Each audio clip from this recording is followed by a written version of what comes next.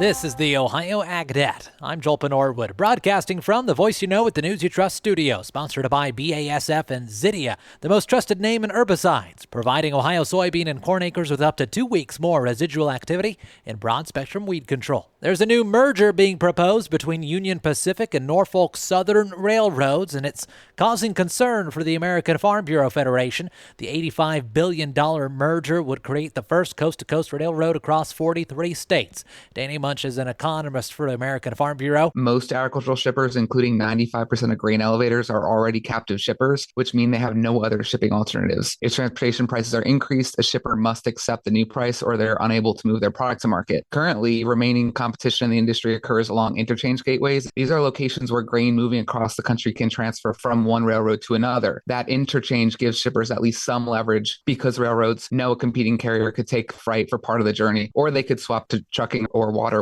Agriculture relies heavily on rail shipments. In many markets, rail is the only option to get grain and other agricultural goods to market, as well as critical inputs to the farm. About 1/5 of all U.S. rail shipments are food or farm products, and in many regions, rail are moving 85 to 95% of grain. Speaking of mergers, it has come out that a big one in Ohio that a lot of eyes have been on is not going to happen. Centerra Co-op says they will not be moving forward with a proposed merger with Sunrise Cooperative and Mercer Landmark. While a majority of voting members supported the deal, it did not reach the 60% approved required under cooperative law, according to a statement they posted. Centerra says it will continue operating independently.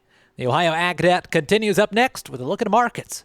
Get ready to bid on the heavy equipment and vehicles you need in a Ritchie Brothers Midwest Regional event happening March 26th and 27th. Inventory is at Ritchie Brothers locations in Columbus, Chicago, Detroit, Minneapolis, Kansas City, and Lincoln, with in-person inspections available. Bid on a wide selection of excavators, loaders, dump trucks, and truck tractors. Don't miss this great opportunity. Visit rbauction.com/Columbus to sign up. rbauction.com/Columbus. This recap of closing markets from Chicago brought to you by Seed Consultants. Simply better performance. Online at seedconsultants.com. May corn ended today unchanged. $4.54 per bushel is their price, but July corn down 1/4 cent to $4.65 1/2.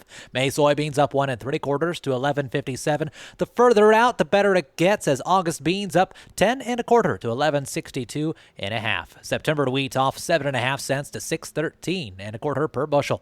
April live cattle up $1.98, $235.23 per hundredweight. April lean hogs closed 93.73. That's a 23-cent gain, and milk had a nice tail, up 30 cents across the board.